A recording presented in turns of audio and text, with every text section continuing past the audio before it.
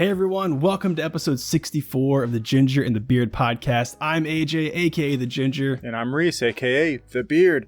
And on this week's show, we're joined by Jeff Bloem, founder and Maltster of Murphy Rude Malting in Charlottesville, Virginia. How's it going, Jeff? It's going, guys. Nice to be here. Thanks for having me.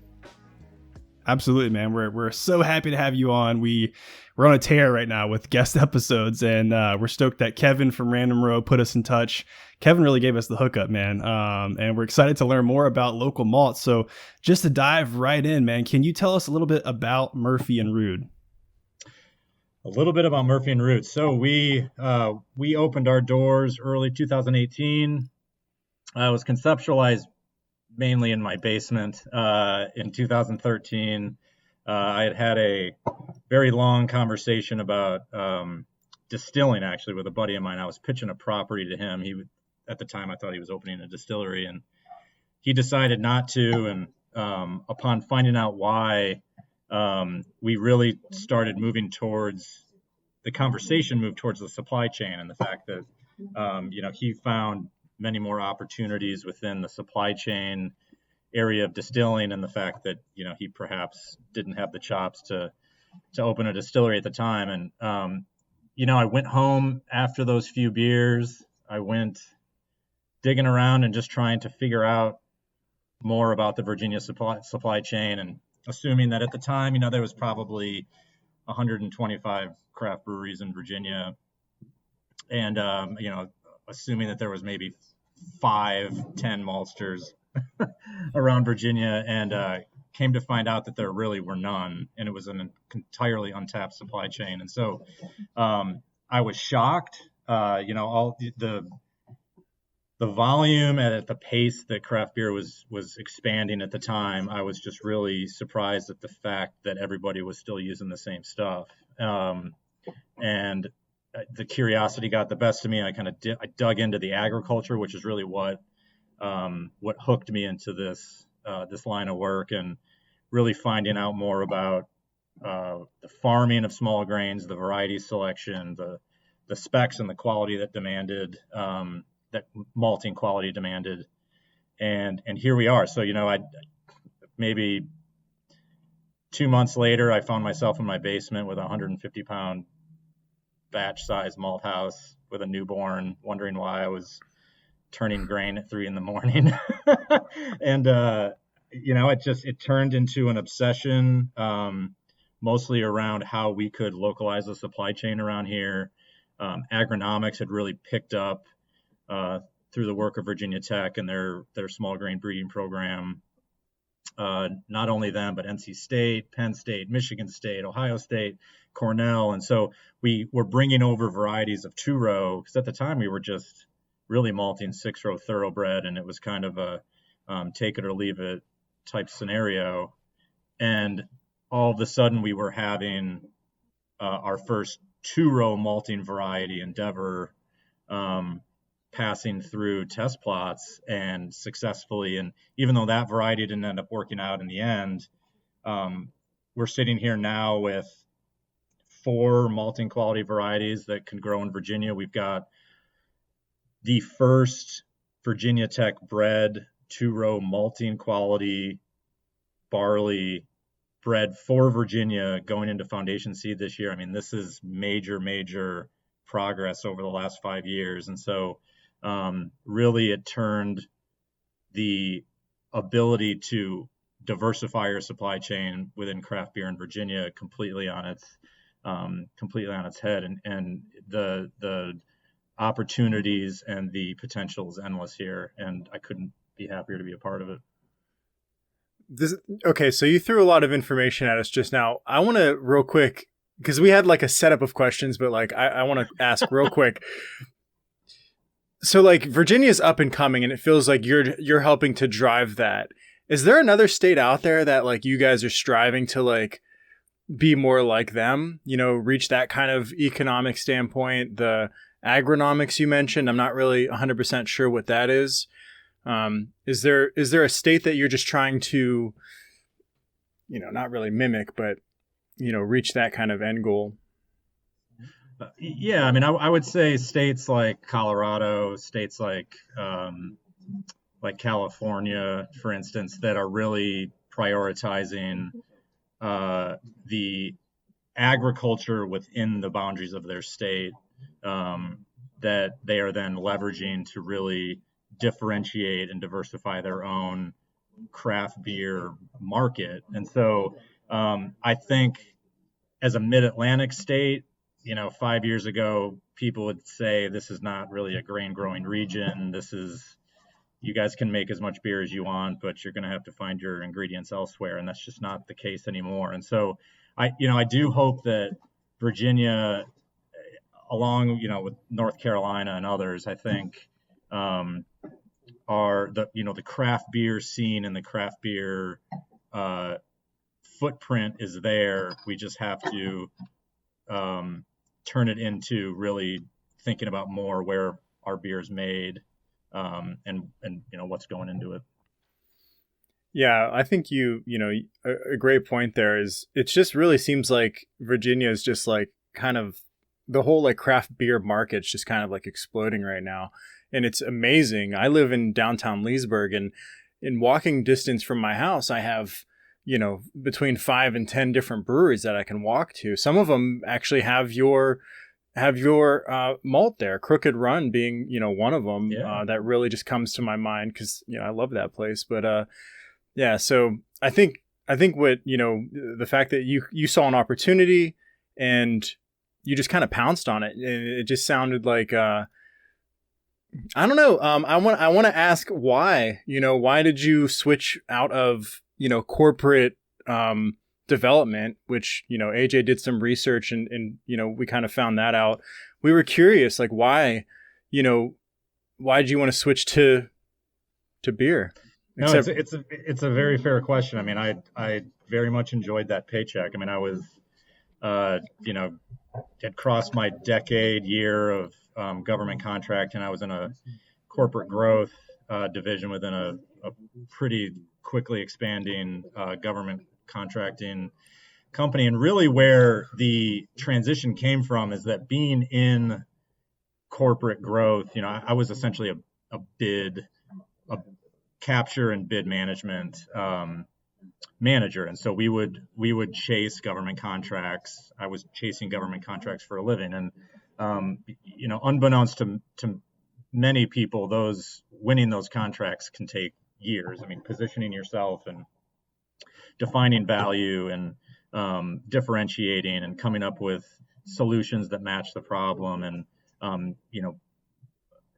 adapting to the needed environment from the client, positioned me pretty well to break into a newer market here in Virginia. I mean, like I said, going back, thinking that there were so many suppliers feeding this booming craft beverage industry in Virginia, and there was nobody, was utterly shocking to me from a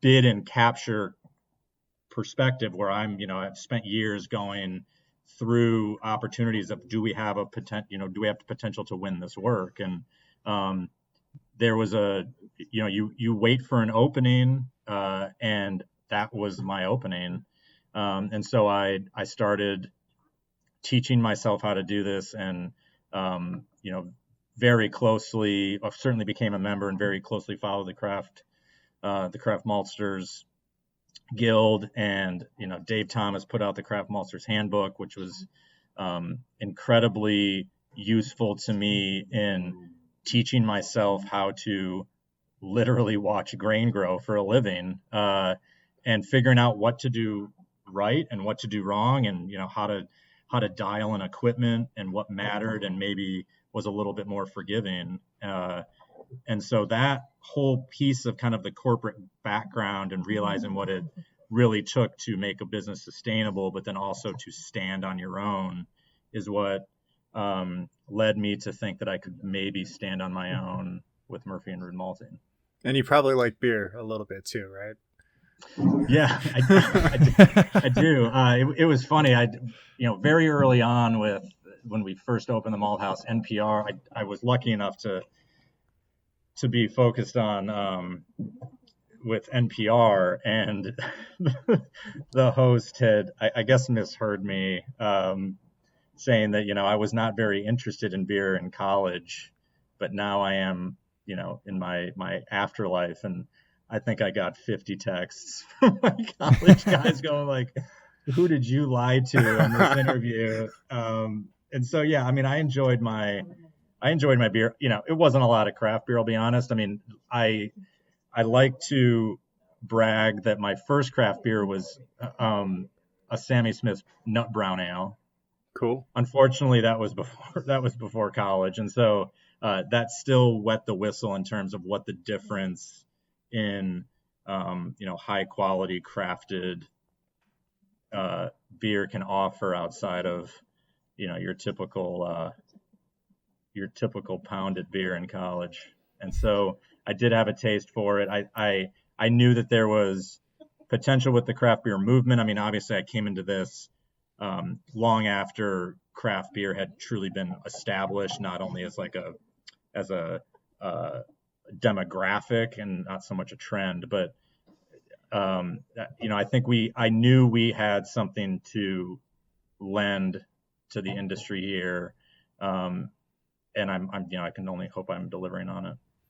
Oh, from tasting experience, it seems like something's going right. The beers definitely taste good out here. Cricket Run beer and a lot of the others. Bear Chase, I'm actually wearing one of their hoodies right now. I see you got Bear Chase on your list. Dirt Farm. Those are two favorites for my wife and I. Yeah. So yeah, just kind of, it sounds like, you had a skill set that had been trained up that allowed you to seek opportunities and take action on those opportunities. And, you found an opportunity. Here you are taking action on it. And it sounds like it's going very well for you. Yeah. I mean, we're doing the best we can. I mean, it was terrifying during COVID, of course. I mean, I took the same 60% revenue cliff jump that everybody else did. And so it was scary. I mean, I have to say we rescue money during COVID helped us. I mean, it kept us alive. I mean, at the time I had one employee. I was able to keep him on because of all of that. And then we were able to inch back our revenue solely enough. I mean, I went into this mindset of just beat the previous month, and we crawled back out of the slip and slide there. And so we were able to build things back to the point where they were before. We were able to bring on another full-time employee, and it has really helped me be here at Wheatland and spend time here, as opposed to having to be tethered to the malt house and really sell and market the stuff that we're doing there, as opposed to being locked down there. And so I've got Christian and Jason, who are immensely important and vital to our operation there, and it lets me kind of go on the road a little bit more and really speak about the potential that we're offering here. Yeah, I feel like COVID, obviously, it had a terrible impact on all kinds of local businesses. But one thing it did do, it seems like, at least around here, and I'm in Hampton Roads, is that people turned their attention, as much as they could, to supporting the local guys. The first place that I went out to eat after COVID hit and was comfortable doing so was the pizza shop that's like a mile from my house, right? Like, I was like, who can I give my money to that it actually makes a good impact? Right. And one of the things that we've been discovering more and more about as we talk to, maltsters and hop farmers and things like that is the supply chain, as you mentioned it, and how it supports local people. If you go and buy a Budweiser or you go and buy, whatever else, you're supporting, who knows, right? Which kind of multinational conglomerates. But like, if you support your local breweries, you mentioned some near you, Reese. You've got Commonwealth here, who's here in Virginia Beach, Random Rose there in Charlottesville. If you buy from these folks, you're supporting your malt house. You're supporting the farmers that you get your grain from, and then in most cases, the spent grains from these breweries are going to other farmers to supply their livestock and things like that. So that's one thing that we've been really harping on, over the last few months of like, when people say support small breweries, craft breweries, that's the impact, right? And it kind of is mind blowing to hear you say that before, you started up with Murphy and Rude, that there wasn't much of a supply chain in Virginia. Because like Reese said, I mean, it's weird for me personally because I've only been into craft beer for like, I don't know, 3 or 4 years, like, you know, a little heavier than what I used to be. But the supply around here is like almost endless. Like there's so many breweries here in Hampton Roads and in Northern Virginia that it's hard to believe that the suppliers are far and few between. Yeah, I mean, it is amazing. And another kind of juxtaposition of all this is, you know, during COVID, some of the big, you know, multinational malt houses were cutting their barley contracts. I mean, they were seeing lulls in brewery production, and they had promises made to farmers to, you know, take the grain that they had planted, and they were saying we're going to only be able to take 50% of that contracted acreage. And so there is an immediate downstream effect of what's happening, you know, in the immediate real world. I mean, I've said for a couple of years now. I mean, I've certainly felt it more as we were growing here. But if there was a bad weather weekend in Virginia, my sales would go down. Yeah. And that wasn't because they didn't do well that weekend, except that it was, and the fact that they had too much beer left over. They couldn't empty a bright take into kegs because there was too many kegs in the cold room. And so they couldn't brew a second beer to put in a fermenter because there was no bright tank to put it into. And so if you think about it at that, you know, molecular level of what you do on the weekend results in sales for the malt house 2 weeks later, it kind of brings you full circle into what a localized supply chain actually is. I mean, these moves are affecting people, but they're in your state and they're your fellow citizens. Yeah. And the fact that I can keep our ag dollars within Virginia and keep, our grain assessment taxes within Virginia, that all goes to feed Virginia. And so it is utterly shocking how quickly we feel. I know exactly how our brewers are doing because, I certainly know when they're doing well because I'm seeing orders from them, and I certainly need to check in when I have them.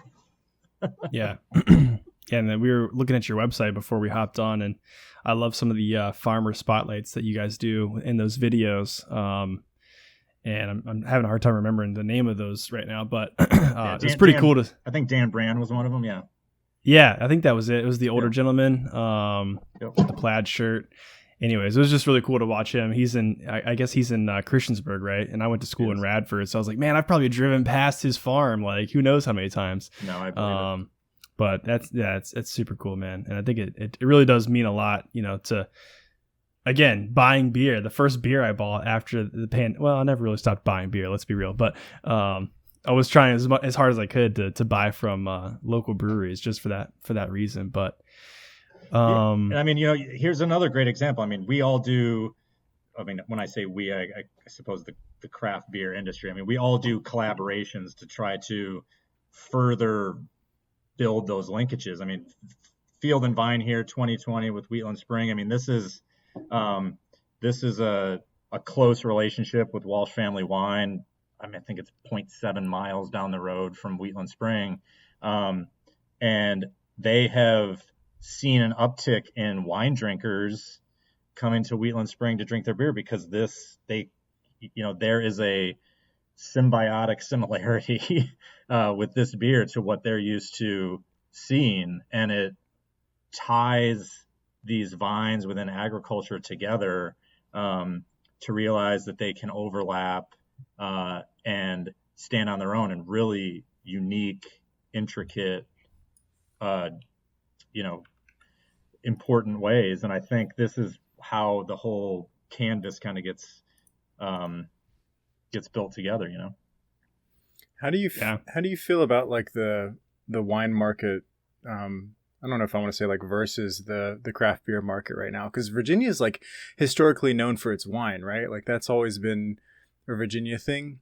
Am I wrong in saying that? I feel like Virginia's been a wine especially Charlottesville. State. Yeah, Charlottesville for sure. Yeah, it is. I mean, I think the closest I've gotten to really understanding the the power of Virginia wine. I was recently appointed to the Virginia Spirits Board, which in itself, there's a Virginia Wine Board, there's a Virginia,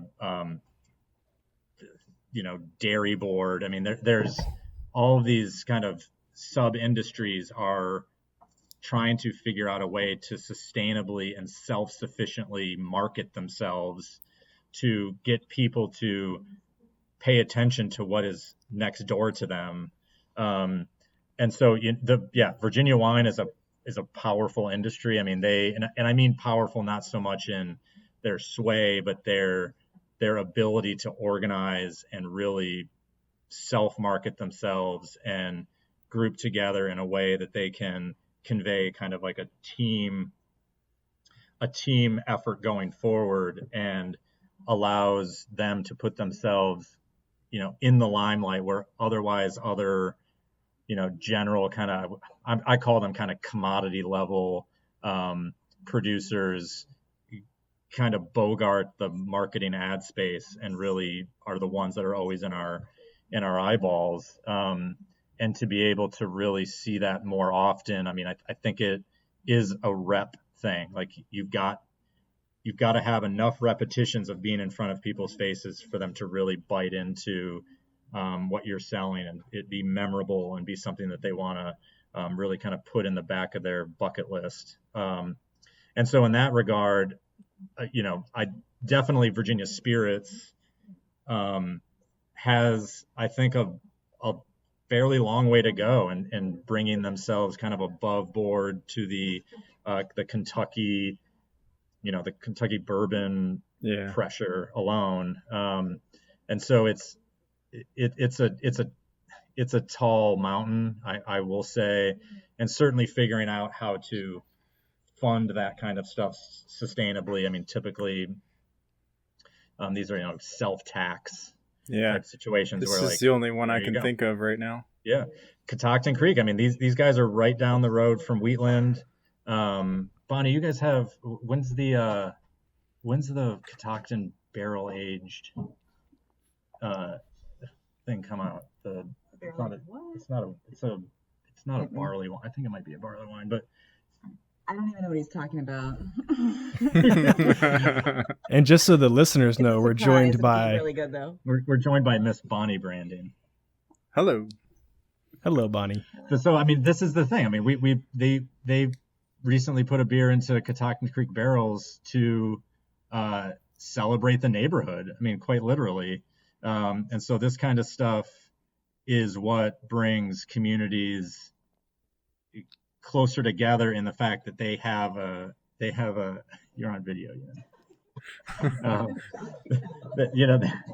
that they have that, there's a quilt being sewn here, and that they recognize these brands, they recognize their products, and if they can find them in something else, this becomes something that people understand. Well, hopefully the wine market, kind of bleeds over into craft beer. I know, having certainly that collaboration with Walsh, and then, I see Quattro Goombas on your website as well. I think a lot of people know them because they have both options, right? So I'm hoping that, as that continues, it can help to, further push the craft beer market and get more people interested. There's so much to it. There's so much that people don't know beyond just your typical domestic beers. You just got to try one, and then you start realizing that there's whole different flavor profiles that are just amazing. It's sad. Yeah, it really is. I was just talking to my dad. My parents were in town this weekend, and my dad, he doesn't drink anymore, but we were talking about bourbon, and he was like, it's funny, back in my day, he said that people would pick a whiskey or a bourbon and stick to it. Like, I'll never try anything else. And then, like, we live in a completely different world where it's like, dude, I don't even want to I do buy variety packs from time to time with the same brewery or whatever. But for the most part, I'm going and I'm like trying to build 6-packs. I'm trying to just try everything that's out there. Absolutely. Just to see what we like. But, and speaking to that collaboration you're talking about, like, how much collaboration, we were talking about this a little before we started recording, but how much collaboration and networking is there between suppliers like maltsters, hop farmers, yeast labs? I think you're familiar with the guys from Jasper Yeast. Yeah. So do you guys get together often? I mean, you're hanging out right now at Wheatland Springs, right? So how often do you guys get together and like collaborate and talk about stuff like this? Yeah, I mean, I was with Jasper 2 or 3 weeks ago when we were up here doing a Loudon grown, Loudon brewed collab at Wheatland Spring, using all Loudon grown grain. We brought in some barley from a organic farmer here, Three Monkeys, and then some raw wheat. We included some raw wheat from Chris Van Black, and then also malted some of that wheat and brought it in. And Jasper provided the yeast. The yeast pitch to that. We used some local grown hops, whole leaf in the. I believe we hop backed it with whole leaf Cascade, I believe. And Nice. so, I mean, yeah, I mean, these are the opportunities. I mean, they're typically driven by the producer. So, when we depend on the producer to kind of look and try to put all of the pieces together. I mean, as much as I would love to suggest different ideas. Number one, typically the brewers are ahead of me already. And I mean, the Crooked Run, for instance, I mean, Brad and McKinnon come up with ideas that I would never have been able to come up with. And so typically they're ahead of you, but then also you're trying to pitch to seasons, you're trying to pitch collabs to different styles that are selling well enough at the time to really get people not only interested but in what's in it, but that's something that they really like and would drive them towards the brewery. And so I do love the fact that all of us are so close, in the fact that we're all trying to achieve the same common goal of getting people to pay attention a little bit more. And then, yeah, it would be one thing. I guess I could say that we could do a side-by-side, American light lager with, a raw malt and our malt, and leave it up to the consumers to decide which is better. But not only is that insanely boring to me, but it's also kind of disingenuous to the agricultural cooperative here. I mean, there's way more work going into this stuff than just a single malt variety and some adjuncts and some yeast. I mean, I absolutely love American lagers. I mean, I love Pilsners. The comeback of lager to me is making me so happy, because in that way, it's allowing us to showcase our products by themselves. But at the same time, you get something here like the collab we're doing tomorrow with Black Narrows and Wheatland, Land and Waters. I mean, we are merging inland agriculture with Eastern Shore nature and sea lettuce and raw wheat here, their estate Pilsner malt, some oat malt that was grown, the Brooks oats that were grown in Virginia. I mean, you can meld all this together, and this is our way of showcasing what is possible, not only out by the ocean but also inland, and how we can combine and put together this, cool shipped, open fermented, punch and aged, briny madness that I can't even wait. We haven't even brewed it yet. Yeah, let us know how we can acquire some of that, because how cool would it be for us to drink a beer that these people we've talked to have all had a hand in? Like, that would be pretty dope. Yeah, it would. Definitely like that. It's gonna be quite amazing. So I feel like maybe we should talk a little bit more about malt now. So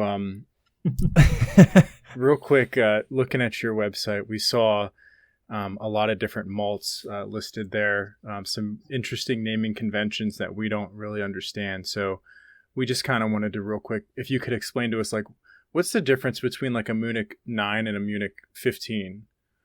Yeah, so that was our way to really differentiate between a light Munich and a dark Munich. To me, those were always very like ambiguous generalizations, which while I can fully appreciate Big Malt's ability to inoculate their nomenclature into a brewer's mind and really So do you have a Munich Light? It's kind of one of these things of like, I don't know what that means, but yeah, I guess. So in a way, Munich 9 and Munich 15 was our way, and this is the same way with our crystal malts, of showing specificity in the fact that like there's a tight window of color spec within our light Munich, which is 6 to 9, and then our darker Munich is within 13 to kind of 17 Lovabond, and so we put numbers on it. I mean, number one, it kind of keeps us true to the brand, and allows people to see, to plug our stuff in to recipes that were already existing before we were. I mean, we're not beyond the concept of the fact that like people have existing recipes that they don't want to completely rewrite in an effort to use our malts, but at the same way, we want to stand aside and say, this is our riff on a Munich Light. I mean, Munich 9 is darker than a typical light Munich. And it's also seasonal. I mean, in the summer, I will easily make a Munich 9 that's got that color, and it's much, much harder to make that same Munich 9 in the winter. And so we have a color spread of 6 to 9, but when it's really getting down to 3 Lovabond, I mean, that's kind of a rounding error in the malt making world. And so it celebrates the ability to, our desire to really dial this stuff in, but then also celebrate the seasonality of these things. And that, humid air in summer makes it really easy for me to color malt in the kiln, where freezing cold, dry air in winter makes it really, really difficult to put color on malts. And so that is really the main driver of those. I mean, in the end, we wanted two Munich malts, and so we picked those, color avenues. I mean, if I were to go a little bit lighter on the Munich, I'd kind of start to meld into our Vienna malt, which is a 4 to 5 Lovabond. And so, in our malt house, the saying goes, everything has to stand on the rack on its own. And so if the malts can't be different on their own, they don't get any rack space. And so this is our way of making sure Munich Light and Munich Dark, or Munich 9 and 15, stick around. Okay, cool. Yeah, that definitely helps. I think this is our next question is probably a good one to have Bonnie sitting there with you. So we wanted to ask you your process for creating a new malt. This is kind of for both of you, right? So the process for creating a new malt, is it a push or is it a pull from the brewer, right? Does it start with an idea that you have, or does the brewer come to you and say, hey, we're trying to do something new. How can you help us? Both, for sure. You think so? You want to answer it? You're welcome to answer it. It's both? Okay. Maybe you can just like point the microphone like in between you guys, or like, does it bend? No, it doesn't bend. Don't break it. Don't break the mic. Yeah. Yes. Yes. Yeah, we can. So welcome to the show, Bonnie. Welcome to the show. Welcome. I feel so famous right now. So as Jeff may have said, he has a full panel of us right in front of him drinking, enjoying the show with him. So no pressure. Thanks for having us. So my super quick answer to your question is, I think it is definitely two-way. I think sometimes that we have a crazy idea that we might present to Jeff or a Maltster saying, is this possible, and see what he has to say about it. Or there's times when Jeff says, hey, I have this really cool new malt. What do you think you can do with it? And then we create a beer from there. So I think it's definitely two-way, and that's my take. This is a good example. Cool. So like we made a special one of a kind drum roasted kind of Cara Munich style malt for Wheatland last year off of their estate grain, because I had been toying with a Cara Munich style. I had always wanted to do it, and the production schedule had never really allowed for it. And so we finally had a chance to weasel it in, and came up with our caramel 55, which is our, caramel melanoidin, get it, caramel kind of Carmenic style ish, but it's very dark, but it's rich, and it's got tons of depth of flavor. And Austin really liked it. And he's like, hey, can you side stream some of our estate contracted malt to this kind of like Cara Munich style stuff? And I said, I'll give it a shot. And so we treated it the same way. But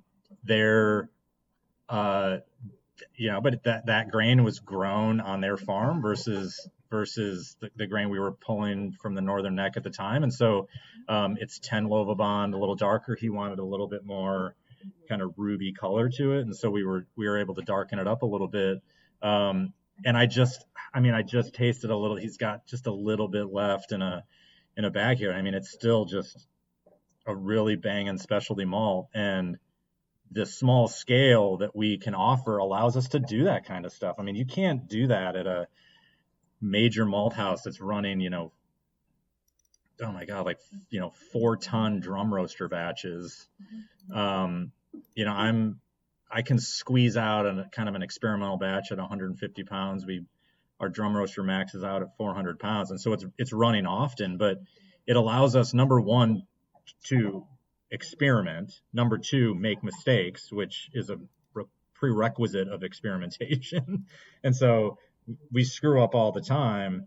But then there's also things that we experiment. It landed kind of how we wanted to, and maybe the market didn't respond to it. We opened the Cimmerian line earlier today, which is kind of our like Carafa black malt line, because we had started we contracted some Hollis barley, which is essentially naturally debittered barley grain that we can roast and remove a lot of that astringency and bitterness. I kind of call it Mother Nature's food coloring, Cimmerian black. Where does that come from? Where does the Cimmerian black? Yeah. Because I read up beforehand that Cimmerian was like an ancient culture back in like ancient Greek mythology, like, long time ago. Yeah. So they lived in a land of fog and darkness. Yeah, right. Essentially, they never saw the sun, and so I thought it was a great name for a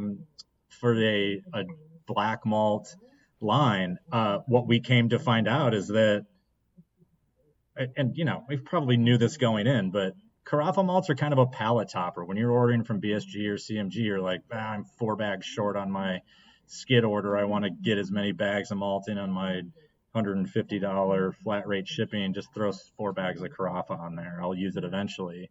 And so no, like from a small guy, it was not the best business move to offer the palate topper as a entirely separate line of malts. But what it did give birth to is a rethinking debittered malts. And so we have, and again, Virginia Tech in their small grain program and their breeding, they had been breeding a Hollis barley, multiple different varieties that originally were going to go as feed grain, and the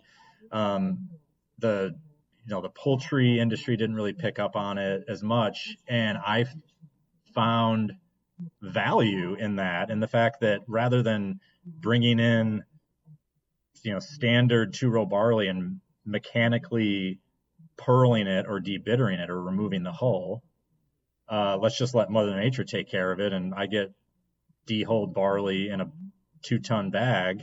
We malt it and then we roast it, and we have our debittered line. But now that we've learned that black malts are not the best movers, what about maybe like a debittered brown malt or a debittered amber malt or a debittered standard like chocolate malt, which are currently not commercially available? I mean, we have 2 house roasts within our malt house, Blonde Rye, which is essentially our version of a chocolate rye, but much, much, much lighter, at roughly 60 Lovabond, and it's actually kind of amplifies the rye pepper, kind of capsaicin run of rye, where you get kind of that spicy flavor note of rye. And that drum roaster at that lower color spec really kind of microphones that rye, as opposed to just chasing a chocolate malt color spec. And, I've always thought, like, what's the point of chocolate rye? It does not taste like rye.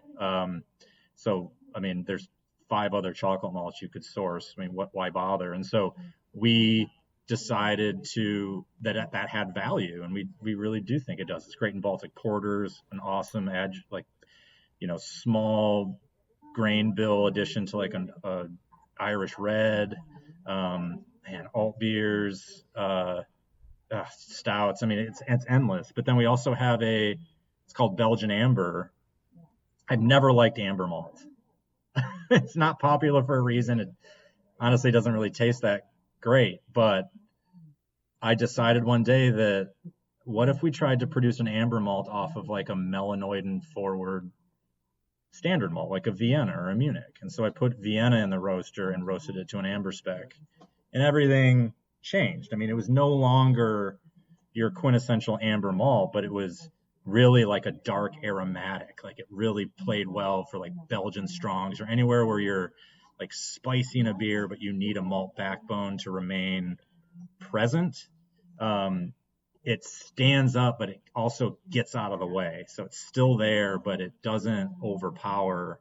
And so those are very unique to us. They're not commercially available. They are something that we make and we formulated on our own. And so I'm kind of taking that line with the Cimmerian line of going, like, let's rethink debittered malts. Like, it doesn't just have to be nature's food coloring. It can be a new expression of a malt that already exists, like a brown malt or an amber malt.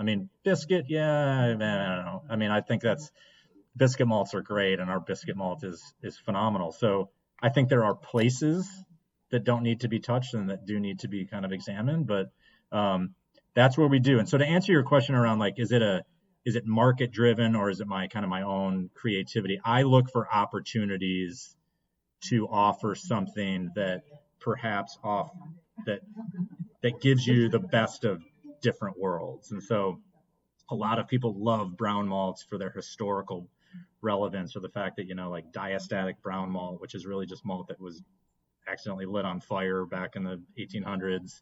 That is nostalgic for people, but then, brown malt like doesn't taste that great. I can only in a beer, it is glorious and I love it. But as a maltster roasting brown malt and tasting it, it's acidic, it's a bit acrid, it doesn't have much of its own personality. And so that's where I looked at going, I think a lot of what's in the way here is the husk, right? And so if we strip that away and get down to the center of what that malt is, I think we can really bring it out in a debittered version. And so we will see. I haven't done it yet, but I'm about to find out. Okay, cool. Yeah, I feel like you said, being on a smaller operation, you can have that trial and error. Absolutely. Yep. And one of the things we were curious about is like, with that, what can go wrong? Because with the machinery that you have and your setup and things like that, you have to do a certain amount, right? Because you can't just throw a handful in and see what happens. You're absolutely right. So what's the worst that can happen? Can you just completely ruin an entire batch and you just have to toss it? So it's usually overdoing it. So, in the end, we can still we can underdo things and still finish them off and dial ourselves in. That's not what we would necessarily release. We would say, okay, we need to adjust our schedule to hit these particular color specs. Because in the end, like, yes, we do care about color because people are depending on us to be able to punch this into a recipe and actually come out with some discernible color contribution to a style. So I wouldn't necessarily say that going under and then having to tap it off on the roaster a little bit longer to get us to the color that we were looking at is not possible. That said, I rarely sell that. That's more of like a learning experience for me. It's not ruined, but it's not. I take that as, okay, here's the schedule that I need to implement.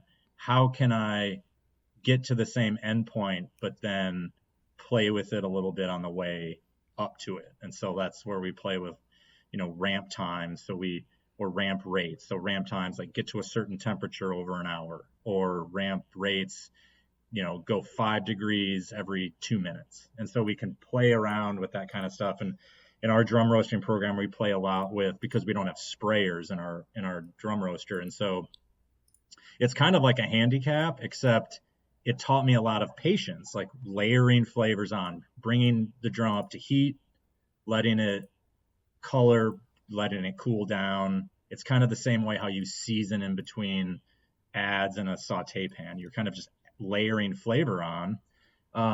If you have that same mindset, it can be applied with heat in a drum roasting program. And so that's where we are there. Blonde rye, total accident. I mean, I was going for chocolate rye to see what it took.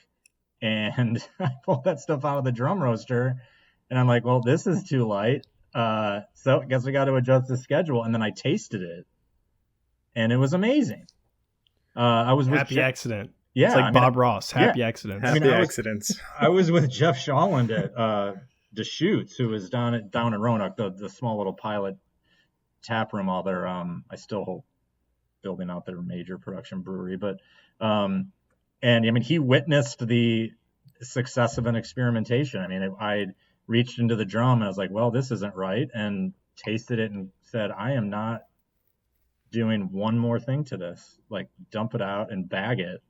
And then we did a bunch of sensory tests, and I mean, it's just an amazing malt. And I mean, here's to the point. Nobody knows what the hell to do with it, because nobody has a blonde rye in the Beersmith recipe catalog. And so everyone's just like, what the hell am I supposed to do with this? Which is where then the education and the marketing side comes along, and where I need to really place this within, I just need to lead a brewer to water in this regard. Yeah. And then they can take it from there. I mean, you talk to Austin Kahn here. I mean, I told him I adjusted my pale kiln schedule just a little bit, like we're free drying at a slightly higher percentage. He's like, okay, so what does that mean? What does that mean? I'm like, is it darker color? Is it, melanoid development? I'm like, just depth of flavor. Like, it just made our pale stronger. And he said, okay. And so you kind of get these languages that everybody understands, where they can, everybody's got a recipe in their mind already. Someone's just got to kind of say the right words to perk your interest. Nice. So you could definitely tell the passion here. Like, the experimentation that you're doing just sounds fantastic. You guys are just coming up with all kinds of new stuff, and, something like that. You're just like, hey, I got this here. Who wants to take this and do something with it? And let's see what you can do. Right. And so that's really cool. And, love to hear, that you guys are experimenting with malt and not taking the shortcut using extracts, It's good to have brewers coming to you for the malt and them not taking shortcuts and going with extracts. They're coming to you and saying, hey, what kind of crazy flavor profiles can we come up with your malt? And, on that, we did talk to Sebastian from Epiphany Craft Malt, and he touched on a cold steeping process that home brewers can use with whole grain malt, which is something that can't be done with extract. We were just kind of hoping, because we weren't able to elaborate, get elaboration from him on that. So can you help us to understand that a little bit more? Sure. So, I think typically cold steeping is I think it's mostly used at the homebrew level. It's a great way to essentially reduce the astringency contribution of really, really dark malts. So if you can, I don't think you necessarily need to leave them whole. I mean, I think you could still mill them. I mean, I've done both, and I've had brewers ask me if our baker's cocoa, which is our dark chocolate, really needs to be milled, and I'm like, yeah, you should mill it. I mean, in the end, maybe not, but I wouldn't. I mean, you might be leaving something behind, would be my only reservation there. And so they're very friable malts, so they break apart very easily and into very fine parts. And so adding that to hot water can typically act on so there's pyrazines and pyridines, which are chemicals in the chemical reactions in the late staging of dry roasting, which really is the main contributor to what people perceive as bitterness in a dark malt. So like a dark lager, if you're picking up any astringency, those are typically pyrazines and pyridines. But so those wake up with heat. And so if you can reduce the carryover of astringency and tannins in much the same way as brewers, certainly at the commercial production level, they typically stop runoff in their mash tun. So at post-lauter, during their lautering, they stop their runoff at about 2 Plato, because at that point you're just essentially like, it's like light sugar water, but you're just bringing a bunch of husk tannins over. And so you're better off just cutting your runoff off and topping it off with water in the boil kettle. But with cold steeping, what you can essentially do is just it's the same way as many people make like sweet tea. You drop it in cold water and you let it just steep out and remove the color and flavor components of that in non-heat applications. And so you're getting mainly what you're looking for. Roast, what we would call roastiness, which is really, the coffee, espresso, dark chocolate kind of flavor, maybe some char, a little like charred marshmallow or something like that. You're bringing that over. You're certainly bringing the color over, but you're leaving all of that husk bitterness and astringency and tannic influence back. And so it allows you to really dampen down the unwanted in dark roasts. And it's super effective. I mean, I don't think it's really effective in a major commercial brewery setup. I mean, cereal mashing's hard enough. The commercial brewers have enough bullshit to deal with that cold steeping, I think, is a pass. And not to mention debittered, but I mean that's where debittered malts come in. I mean, you're removing that husk material. And so it's absolutely an effective thing, and I encourage people to do it. It takes a little bit of advanced, prep time, kind of like seasoning your pork shoulder before you put it on the smoker the next morning. But other than that, I mean, hey, go for it. Good analogy. Cool. Definitely. Yeah, got it. Awesome. Yeah, so, I appreciate you explaining that to us for sure. And we're getting kind of close to the hour here. It's hard to believe. But I think Reese and I kind of wish we were in the room, because I'm like, dude, we could just have some beers and like talk this all night. And we just love learning about this stuff. But, for someone like myself, when I got into craft beers, I'm like, I hated IPAs. I started with like the Pilsners and worked into, some of the lagers and things like that. And now I'm like all in IPAs. I'm like all IPAs all the time, but I've gotten more into the stouts and porters. And this year I'm looking more into like the Belgians and things like that. So for someone like myself who wants to know, because we've heard it said before that it's either yeast or barley are the most malts are the most underappreciated ingredients in brewing, right? Like everybody talks about the hops, but if somebody wants to get more familiar with malts and their impact on the flavor of beer, like, is there something you would recommend that they would try? And like if I want to go to the store and try something that I can pay attention to and like, really pull out that malt flavor as opposed to being overpowered with hops, is there a specific style that you would recommend? I would say a Munich Dunkel, which is my favorite all-time style. I mean, I believe Eyinger makes by far the best Dunkel on earth. I think I don't want to say, anti-hop here. I mean, I think a really important part of malt is being able to work alongside of a bittering and aromatic contribution to brewing. And so, an Italian Pilsner, for instance, like, you get the dry hop aromatics of it, but you get the terroir kind of like of the earth play of the malt. Oh man, I wish Austin was up here. He would go berserk. I would say something like, a Helles, or a German lager that is really decoction mashed, that is expressive of what malt is capable of, but then malt that is treated to an additional degree. I mean, decoction right now, people say, oh, it's not necessary. Malt is much more modified now. Decoction was essentially made up to continue what the Maltster was supposed to do after the Maltster was done with it. So decoction mashing is essentially like an extension of malting. But I find a brewer with a decoction system, and I just completely fanboy over the fact that you can derive like additional Maillard reactions that really build up flavor and color and potential of malts. So anywhere where someone is treating malt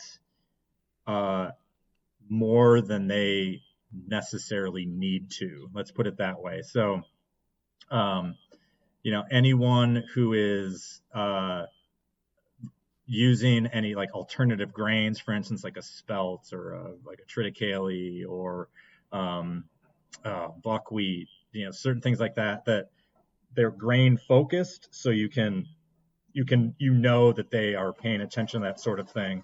But I think in terms of stylistically understanding malt, it can be anything from you can understand you can understand from an American light lager. There it is. For the people in their cars listening right now, Bonnie is displaying a bag of Murphy and Rude malts. That's me. We just got our Instagram She carried picture. that all the way up. Yeah, she carried that all the way up just for the show. That's awesome. Oh no, it's already up here, guys. Oh, it's up there. Okay. We have the nice the bags. Bonnie, you're in the way of the cool ship, or what we call the brownie pan, which is nice. Which is really a cool ship, but perhaps where somebody would make a brownie to put in their imperial pastry stout. I don't know, but it is. This is the true effect. They've got Loudon grown hops hanging from the rafters here. This is like, oh man, this is like lambic country waiting to happen. But I think even from the simplicity of like an American light lager, to understand that there are different expressions of malt depending on who's doing it. Like Budweiser's not the only one who knows how to make American light lager now. So you can get so many riffs on a malt bill based on how they mash it, how much corn they use. It's anything from that to a brown ale. To me, like, it's where I cut my teeth in craft beer. I think brown ale is it was popular for a reason, and so it's kind of fallen out of fashion because, I don't know, I guess people think brown's an ugly color, but I think it is a beautiful expression of and a style that can also be done in a myriad different ways. And so you can use a little bit of darker malts or a lot more lighter roasted brown malts, or any combination of the two, anywhere up to like the Munich German Bavarian style beer, where they really truly appreciate what malt is able to contribute. I'd say go there. Nice. So yeah, Newcastle brown ale, throw that one in there, and then you name it. Other than that, Sammy Smith's nut brown ale. Okay, Sammy Smith's nut brown. Got it. That was the first one. So full suit. What about like a quad, like a Trappist quad? Is that too much? Is that something that's like more advanced? I guess you wouldn't want to try that. No, I would certainly go there. I think what that style is complicated in the fact. You're playing with Belgian candy sugar. You're playing with Belgian yeast that are throwing kind of esters in your face that can get. I think that's perhaps a like a graduate level style in the realm of focusing on the malt profile, so to speak. And so, I think those styles you can appreciate in so many different ways and for so many different reasons. I wouldn't necessarily point people to that as a style for malt. Not to say that it is not imperative. It's just the fact that it can get a little busy and noisy, if you know what I mean. Got it. Yeah. Very complex. Got it. All right. So we saw in one of your videos that in 2018 you sold over 63 tons of malt, which is like, it sounds really, really crazy, honestly. So for a local brewery that is supplying their tap room and also has regional distribution, how much malt is required? Oh man, this gets down to a numbers game, which is impossible to do this. So if you were to essentially factor in 100 pounds of malt per barrel on bigger ABV, so we're getting more into like sessionable stuff now, but if you were to ask me this 5 years ago, I would say 150 pounds per barrel.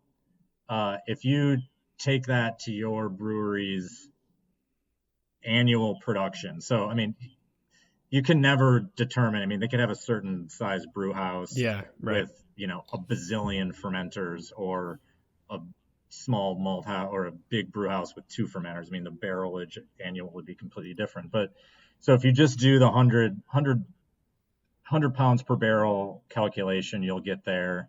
I will say this. So we are in the midst of, right now we're approaching about 150 malt tons a year. We're going to expand here,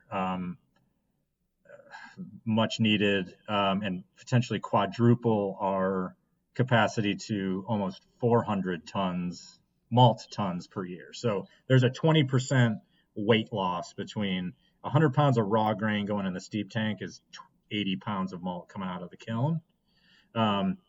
So, we're going to get close to 400 malt tons a year.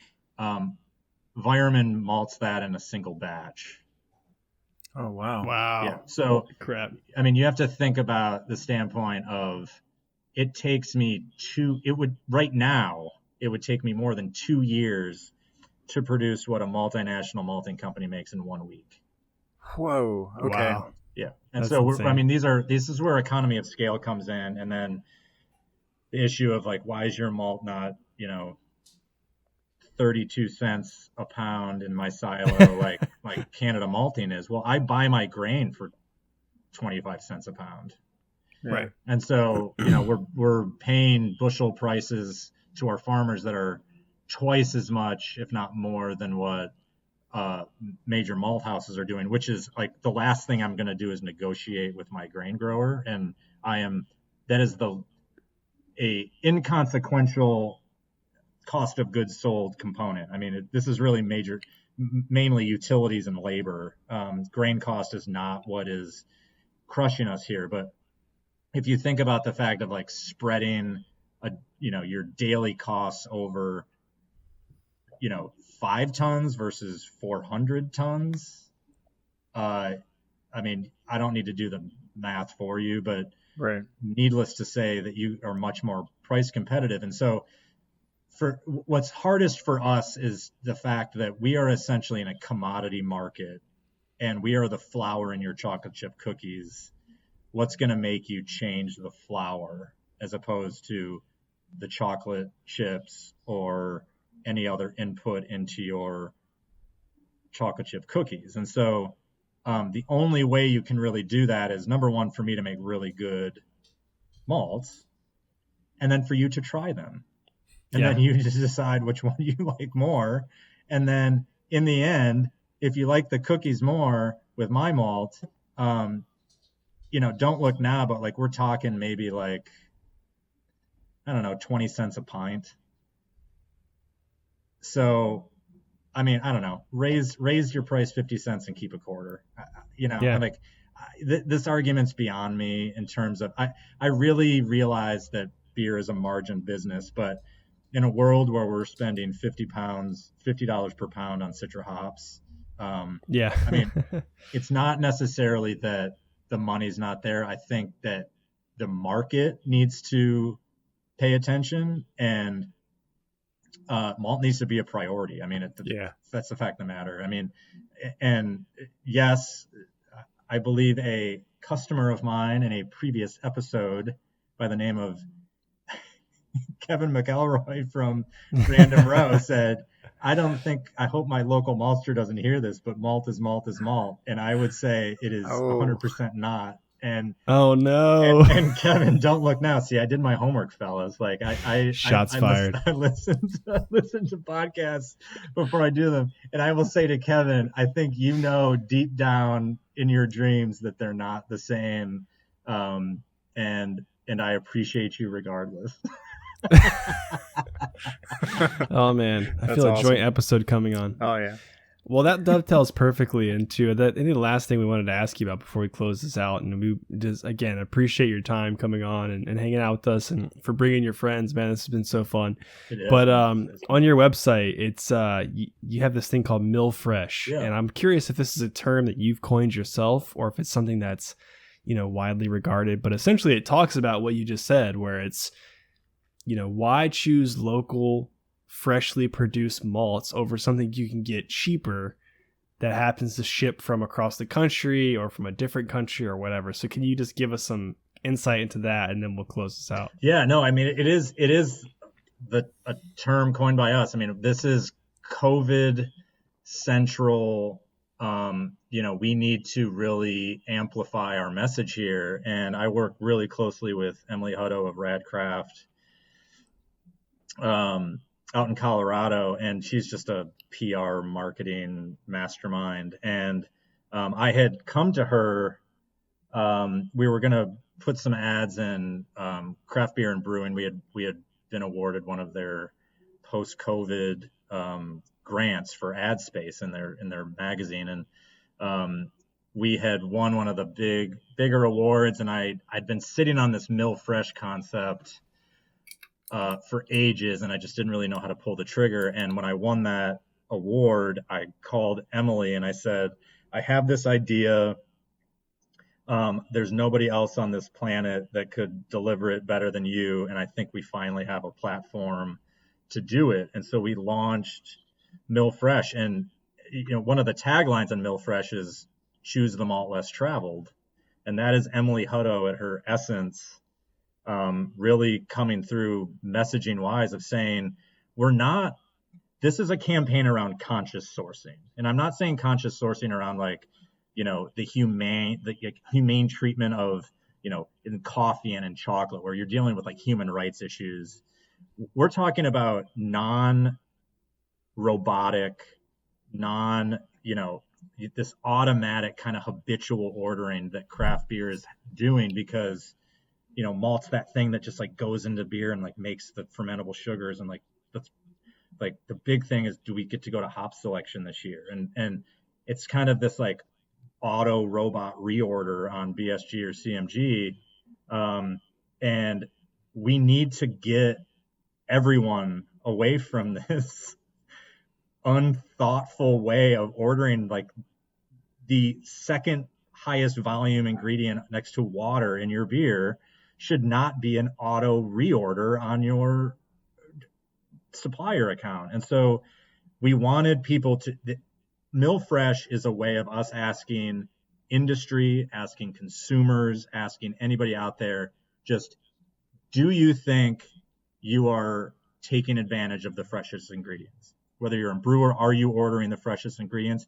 Do you not like your malt supplier and just don't want to quit them? I mean, Vinny from Russian River put a Instagram post out with, he's building a walkway with all of the stones he's pulled out of his base malt supplier's malt bags. He had to buy an entire destoner to get all these rocks on. I mean, this is a major problem.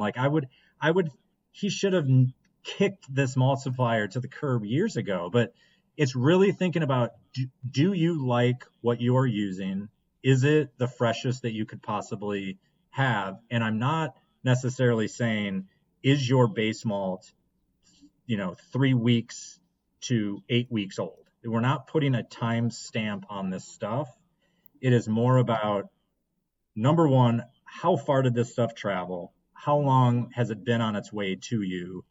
And how much closer could you have sourced it so that you are capturing the essence of what this product was made to deliver? And so that's what Mill Fresh really is a campaign around conscious sourcing.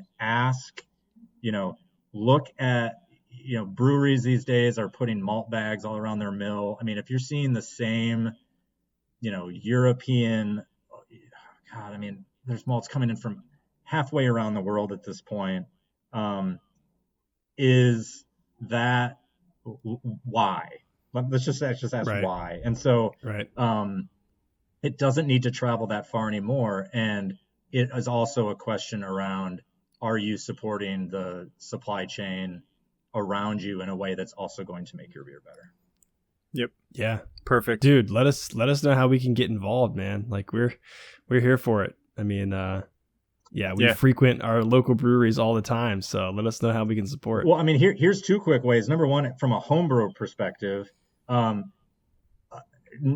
out of 10 homebrew shops are going to say my homebrewer doesn't give a rat's about local malt. So I can prove in numbers that fifth season locally in Charlottesville, all our homebrewers do. I mean, they can't stay stocked. And so when you go to your homebrew shop, make your desire known. Yes, you're going to pay more, but again, not going to matter from a per ounce standpoint. It's a hobby. Let's focus on the things that are important here.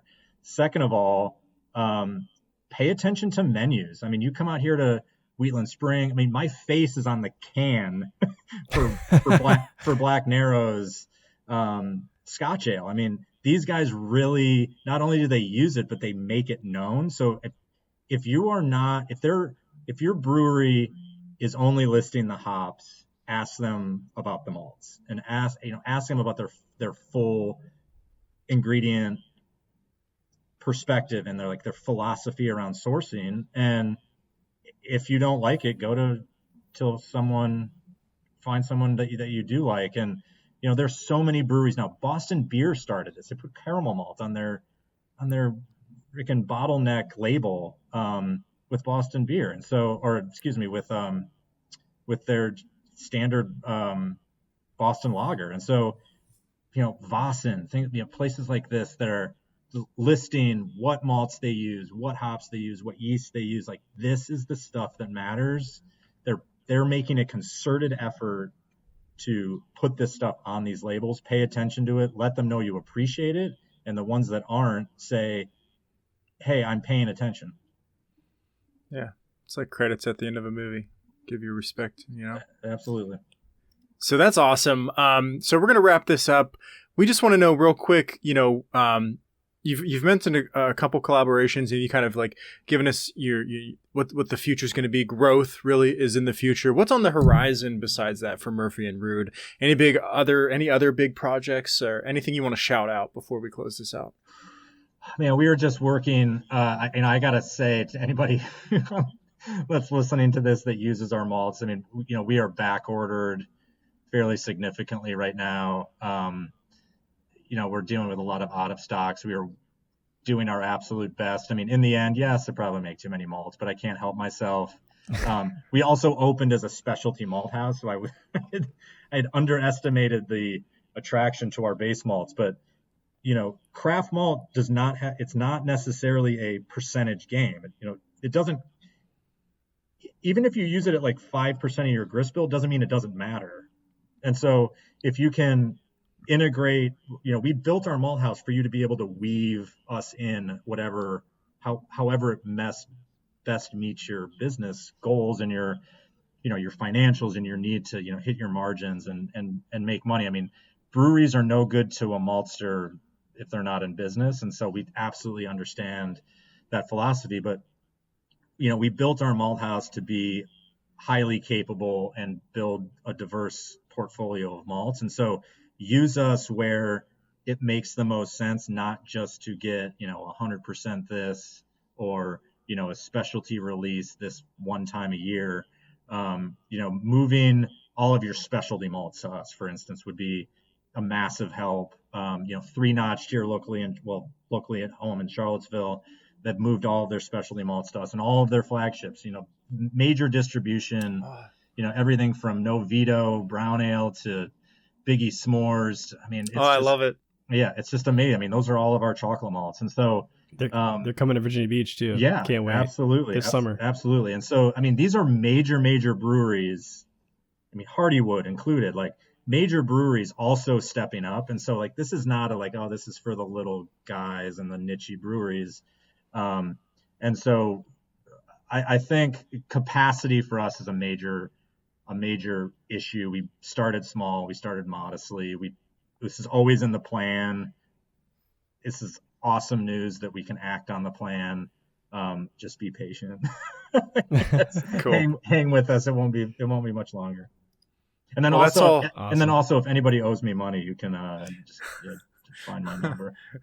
Just go ahead and tell them just put your Venmo out there. Yeah, definitely send them. Send it Cash App. Yeah, you can put it in the show notes. Yeah.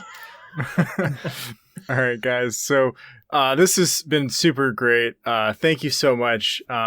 So just in closing, guys, Murphy and Rude Malting is your hand in glove supplier of fresher, more flavorful ingredients closer to home. Make sure to go check them out. If you want to learn more about Murphy and Rude Malting, check them out at murphyrudemalting.com or on Instagram at Murphy Rude Malting. That's it. We'll see you guys later. Awesome. Thanks, Jeff. Thanks for being here, man. Thanks, Jeff. Really appreciate it. Yeah, this couldn't be more fun. Thanks, guys. Awesome. See you guys. Peace.